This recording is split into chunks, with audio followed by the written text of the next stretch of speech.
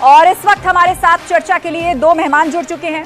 हमारे साथ मदन प्रजापत जी हैं, बीजेपी प्रवक्ता है, जयपुर स्टूडियो से हमारे साथ जुड़ रहे हैं। भरत मेघवाल जी हैं, कांग्रेस के प्रवक्ता है, जयपुर स्टूडियो से हमारे साथ जुड़ रहे हैं। और थोड़ी देर में हमारे साथ निरंजन पोद्दार जी राजनीतिक विश्लेषक होंगे मेरे साथ स्टूडियो में, और साथ ही मेहरुद्दीन रंगरेज भी होंगे राजनीतिक विश्लेषक। आप सभी मेहमानों का बहुत बहुत स्वागत है। हमारे साथ निरंजन पोद्दार जी जुड़ गए हैं, मेहरुद्दीन रंगरेज जी जुड़ गए हैं, दोनों ही पॉलिटिकल एनालिस्ट हैं। सबसे पहले निरंजन पोद्दार जी।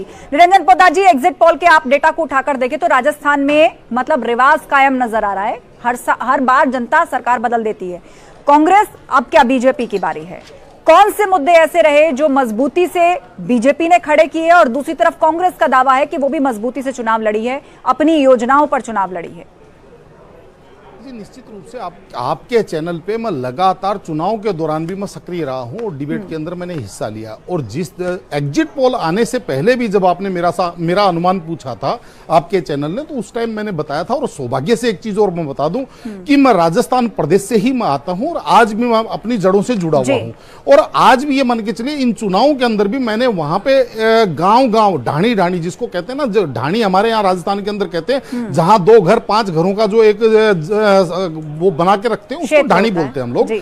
तो आज मैं आपको बताऊं, राजस्थान के अंदर वास्तविकता ये है कि जो अशोक गहलोत जी की सरकार थी उसको कहते हैं 1 साल की सरकार, क्योंकि 2018 में चुनने के बाद में 4 साल तो ये सरकार केवल होटलों में और रिजॉर्ट में बनाने में और गिराने की कसरत में लगी रही। और जो लास्ट में जो अंतिम जो चुनावी वर्ष है उसके अंदर इन्होंने जिस तरीके से तमाम घोषणाएं कर दी। और आस्था जी, इस चीज को भी आप समझिए कि राजस्थान का जो व्यक्ति है वो बहुत विवेकशील और विद्वान है। और दूसरी सबसे बड़ी बात, जिस तरीके से वहां पे इन्होंने फ्री बीज या ये मान के चलिए, ये जिस तरीके से महिलाओं को मोबाइल बांटे, इनको लगा कि महिलाएं उन चीजों से कहीं ना कहीं भ्रमित हो जाएंगी। लेकिन आपको मैं बता दूं, राजस्थान वो प्रदेश है आस्था जी जहां पे सागा भी हुए हैं और जहां पे जोहर भी हुए हैं। तो अच्छा, मुझे ये बताइए निरंजन जी, आपने बताया क्योंकि आप खुद राजस्थान से ही आते हैं और राजनीतिक विश्लेषक हैं, बारीकी से नजर रखते हैं, आखिर वो कौन से फैक्टर रहे कांग्रेस पार्टी के भीतर के ही, अगर फैक्टर्स और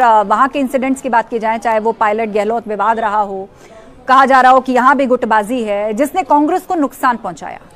नहीं, सर्वप्रथम तो आपको पहले यह देखना पड़ेगा कि राजस्थान जिस तरीके से संघ की पहली प्रयोगशाला है, क्योंकि आपने देखा होगा स्वर्गीय भैरव सिंह शेखावत जी ने राजस्थान के अंदर बीजेपी की जड़ें गांव-गांव तक पहुंचा दी। और इसके पीछे मैं तर्क ये देता हूं आस्था जी कि जब भी 5 साल बाद में रिवाज जब सरकार जब बदलती है तो आप देखेंगे कांग्रेस जब सत्ता में आती है तो जस्ट मार्जिन के आसपास आती है, या तो 1 सीट कम या 1 सीट ज्यादा। और जब बीजेपी जब सत्ता में आती है तो बहुत बड़े मैंडेट के साथ आती है, यानी कि नंबर्स ऑफ वोट बीजेपी का राजस्थान में कांग्रेस से ज्यादा है। ये अलग बात है, 5 साल की एंटी इनकम्बेंसी के बाद में कहीं ना कहीं वो फिसल जाते हैं। तो पहली बात तो ये। और दूसरी बात आपको मैं बताऊं, सीधी बात, जब अब युवाओं का भारत है और जो पेपर लीक की जो लगातार अभी जो चर्चाएं कर रहे थे, जो राजनीतिक प्रवक्ता है यहां पे वो चर्चाएं कर रहे थे। देखिए आस्था जी, घटनाएं हर प्रदेश में होती हैं, चाहे वो महिला उत्पीड़न की घटना हो, चाहे वो पेपर लीक की घटना हो, या तमाम कोई भी किसी बिल्कुल। लेकिन ये पेपर लीक एक ऐसा मुद्दा रहा जिसकी व्यापक तौर पे चर्चा भी हुई और उसको बड़ा मुद्दा बीजेपी ने बनाया। जी बोलिए, 10 सेकंड बोलिए। लेकिन जो सरकार प्रायोजित जो घटनाएं होती है ना,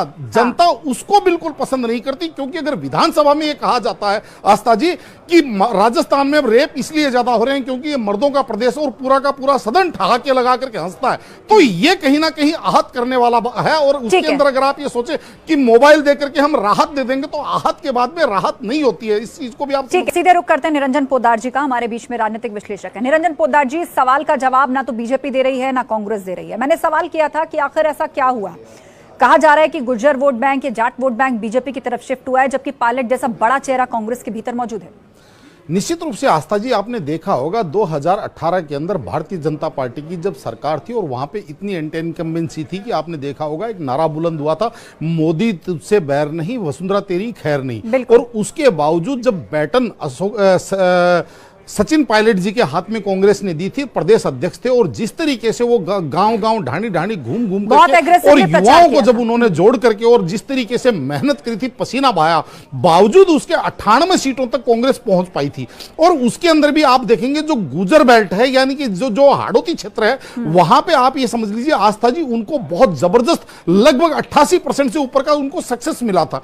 तो इस बार कहीं ना कहीं आपको मैं बता रहा हूं कि ये जो समाज है ये बहुत आहत है, और इस वजह से मुझे ऐसा लग रहा है इनको वहां भी डेंट पड़ेगा। रही बात अभी जैसे आपके यहां न्यूज पे चल रहा था शेखावाटी, आपको मैं बता दूं शेखावाटी के अंदर 3 जिले आते हैं, झुंझुनू, सीकर और चूरू। और झुंझुनू जिले के अंदर पिछली बार भारतीय जनता पार्टी के पास 1 सीट थी, लेकिन इस बार आपको मैं बता दूं 3 सीट भारतीय जनता पार्टी की कंफर्म मान के चल रहे हैं, 1 सीट कांग्रेस की कंफर्म मान के चल रहे हैं, और 3 सीटों के ऊपर तगड़ी फाइट है। मैं सीट वाइज बता सकता हूं, सीकर के अंदर पिछली बार भारतीय जनता पार्टी के पास 2 सीटें थी, लेकिन इस बार सीकर के अंदर भी भारतीय जनता पार्टी की 3 सीट मान रहे हैं। कहने का मतलब शेखावाटी में भी भारतीय जनता पार्टी की सीटें बढ़ती हुई दिख रही है। और इधर जो चंद्रशेखर रावण और आरएलपी का जो गठबंधन था, मैं बात कर रहा हूं मारवाड़ की, तो वहां पे जो बीकानेर और ये जो रेगिस्तान संभाग है, यहां पे आस्था जी आपको मैं बताऊं इन्होंने बहुत कड़ी फाइट दी है। और चंद्रशेखर रावण जो है वो कांग्रेस के लिए कुछ सीटों का नुकसान किया है, कुछ सीटों पर आगे दिखती हुई नजर आती है बीजेपी। फिलहाल इस आंकड़े को अगर हम सही माने, अगर ये एग्जैक्ट पोल में कन्वर्ट होता है, जन पोद्दार जी दोनों तरफ है तुष्टिकरण। बीजेपी अगर हिंदुत्व और राम मंदिर मुद्दे की बात करती है तो गहलोत सरकार जो जवाब दे रहे हैं मदन प्रजापत जी दोनों तरफ से है। हाँ। देखिए आस्था जी, हिंदू मुसलमान का आरोप प्रत्यारोप लगाना बहुत आसान है, और एक जैसे अभी हाजी साहब ने कहा कि भाई भारतीय जनता पार्टी हिंदू मुस्लिम, लेकिन वास्तविकता है ये हिंदू मुसलमान आता कहां से है? जब सरकार किसी एक विशेष वर्ग को खुश करने के लिए अगर मान लीजिए विभेद करती है तो दूसरे पक्ष के अंदर निश्चित रूप से प्रतिक्रिया होगी। मैं आपको बताना चाहता हूं राजस्थान के अंदर मुहर्रम हो, ईद हो, बकरीद हो, जो भी हो, वहां पे बड़े शांति से मनाए जाते हैं, लेकिन दीपावली जैसे त्योहारों के ऊपर 4 जिलों के अंदर धारा 144 लगी है, और ये सरकार प्रायोजित है। और दूसरी सबसे बड़ी बात आस्था जी, मेरे को ये चीज समझ में नहीं आई कि एक वर्ग, जब एक अल्पसंख्यक वर्ग वोट हमारा कांग्रेस का है, तो फिर बहुसंख्यक वोट अगर भारतीय जनता पार्टी का ये हमारा है, तो फिर ये हिंदू मुसलमान पहले किसने किया? तो कहने का तात्पर्य ये है, यहाँ पे तो बैलेंस तो आपको सभी का बना के चलना पड़ेगा, लेकिन यहाँ पे जब बात अगर मेरे हिसाब से आप ये कहना चाह रहे हैं कि लगभग हर रीजन में बीजेपी ने बढ़त बनाई है 3 दिसंबर का। इस खास चर्चा में बस इतना ही। खबरें लगातार जारी हैं। नमस्कार।